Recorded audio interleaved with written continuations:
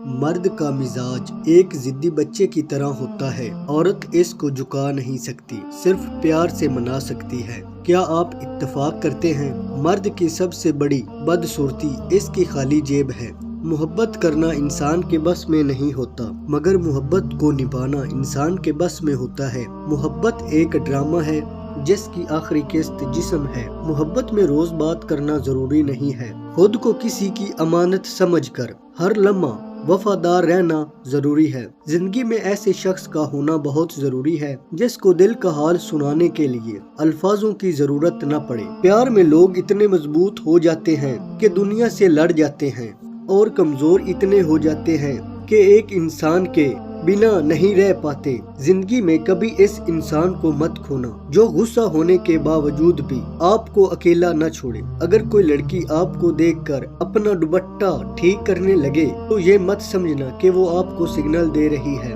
بلکہ اس کا مطلب ہے کہ وہ آپ کی بری نظر کی وجہ سے برا محسوس کر رہی ہے۔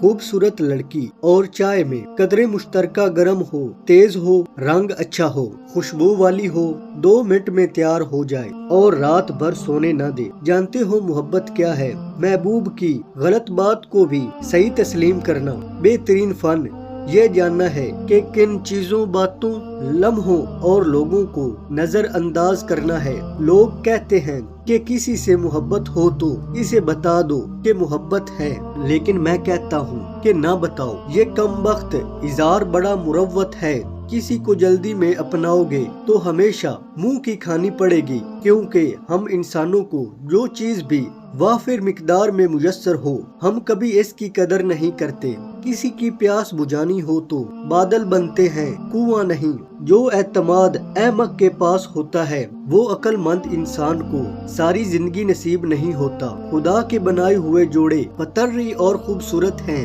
جیسے مرد عورت، زمین و آسمان۔ انسانوں کے بنائے ہوئے منسوئی اور بدصورت ہیں، جیسے امیر غریب۔